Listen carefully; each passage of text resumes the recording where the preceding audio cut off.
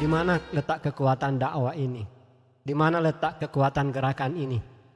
Kenapa ada lembaga yang mohon maaf, bukan fisiknya dulu yang dipercantik baru mengundang orang lain untuk datang mendaftar.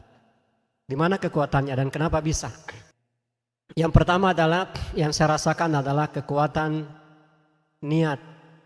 Yang pertama, selalu berniat karena Allah saja melakukan segala sesuatunya. Siapa saja yang berniat dan bekerja hanya karena Allah saja, hanya orang lain yang melihat kita capek. Hanya orang lain yang melihat kita susah. Hanya orang lain yang melihat kita bersedih. Hanya orang lain yang melihat kita kasihan. Semua itu bagi kita adalah kesulitan, adalah caranya Allah membahagiakan dan menghibur hati ini. Itu yang dirasakan orang-orang yang senantiasa punya niat yang tulus karena Allah Subhanahu wa Ta'ala. Perjalanan madrasah hafidz Quran tidak instan seperti yang hari ini orang banyak lihat. Seakan-akan betapa enaknya itu ya, punya pesantren baru 4 tahun, 2000 santrinya, ustadz-ustadznya juga Masya Allah, sudah punya kendaraan sebagian besar yang sudah berkeluarga dengan izin Allah. Padahal santrinya tidak dipersyaratkan berbayar bulanan dan tagihan dan seterusnya. Kenapa bisa? Apa yang tidak bisa kalau la haula wala quwata illa billah? Apa yang tidak bisa bagi Allah kalau kita berusaha mencari dan bekerja dengan apa yang Allah ridho? Semua tunduk di bawah kekuasaan Allah Subhanahu wa Ta'ala. Di madrasah ini kami tidak pernah membuka lowongan guru. Kenapa? Kami sadar diri dan tahu diri. Mana ada guru hari ini yang mau mendaftar di sebuah lembaga yang tidak jelas bulanannya. Hanya guru gila saja yang mau datang mengajar tapi tidak tahu berapa bulanannya. Tapi Masya Allah lewat kesabaran para guru-guru, alhamdulillah anak-anak mereka sehat yang sudah berkeluarga. Mereka cukup gizinya yang mereka mau makan dan seterusnya. Artinya jangan ragukan kekuatan Allah dan kemampuan Allah memberikan yang terbaik untuk hambanya yang selalu hatinya terpaut bekerja karena mencari ridhonya saja. Alhamdulillah banyak pengalaman-pengalaman menarik yang kami rasakan di madrasah ini. Kami sering mendapatkan hiburan di kala kami merasa berat. Bahkan ketika kami berpikir saja, tiba-tiba ada pertolongan Allah datang. Contoh kecil, siapa yang tidak merasa berat ketika Covid? 200 santri berada di kampung yang dulunya berada di tengah-tengah perumahan elit. Tiba-tiba pindah di kampung, di sebuah desa, di sebuah kecamatan, di sebelah selatan Kabupaten Bone. Kita kenal dengan Bone Selatan, tepatnya di desa Bulu-Bulu, kecamatan Tondrak.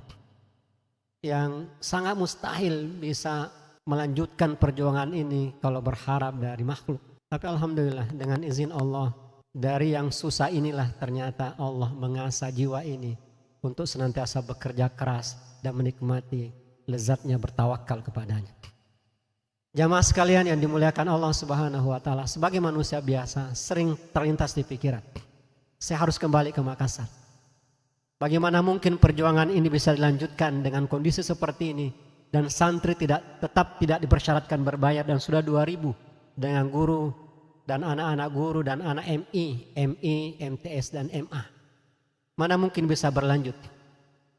Tapi ketika pikiran itu datang, ketika pikiran itu muncul, tiba-tiba apa yang saya inginkan ke Makassar tiba-tiba ada. Misalnya apa yang kamu butuhkan? Uang. Tiba-tiba ada yang tergerak hatinya ngirimkan uang. Apa yang saya pikirkan, saya harus ke Makassar supaya bisa membangun. Ternyata masih saya di sini juga titip. Alhamdulillah dengan izin Allah membangun terus. Akhirnya saya berpikir Tuhannya orang Tondra sama dengan Tuhannya orang Makassar.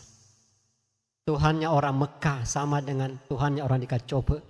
Dimanapun Anda berpijak, kaki ini berpijak, selama Allah yang membuat kamu bekerja, maka di situ pun Allah mendatangimu dengan pertolongannya. Mulai dari bangunan. Ketika beberapa bulan santri hanya tinggal di masjid dan satu rumah besar, tidak ada namanya kamar untuk santri, tapi yang ada adalah ruang tamu, tempat tidur untuk santri. Tidak ada namanya kamar untuk santri, tapi yang ada adalah masjid untuk tempat tidurnya santri. Dari situlah ternyata bahwa kesulitan di dalam dakwah ini adalah peluang untuk mendapatkan pertolongannya. Siapa kira dengan santri yang 200 ini yang bersabar, kemudian datang santri 400 tanpa bangunan, dengan tempo 6 bulan kemudian 400 santri ini bisa berteduh dengan tempat berteduh yang layak bagi seorang santri. Di tahun pertama, tahun kedua, tahun ketiga, dan tahun keempat, begitu pun selanjutnya. Itulah yang sedang terjadi di madrasah hafidz Quran ini. Kata kuncinya diantaranya adalah jangan pernah bosan menjadi orang baik. Kemudian yang kedua, siapa yang menghabiskan waktunya memikirkan kebaikan orang banyak sampai tidak sempat lagi memikirkan kebutuhan dirinya dan keluarganya, maka insya Allah orang seperti ini tidak akan melarat hidupnya. Orang seperti ini tidak akan pernah susah hidupnya, karena kesusahannya adalah hanya memikirkan bagaimana orang lain tidak mendapatkan kesulitan. Ini yang kami rasakan di madrasah hafidz Quran. Petikan kisah-kisah bersama beliau ini satu, menjadi pemimpin itu tidak boleh kikir. Nggak ada kebaikan bagi orang yang kikir. Yang kedua, bersabar saja melalui proses masing-masing sampai Allah memberikan petunjuk dan memberikan apa niat-niat besar kita. Selama niatnya besar, insya Allah pasti Allah membimbing dan pasti Allah memberikan yang terbaik, apa yang pernah terlintas di pikiran, dan kita fokus dengan itu.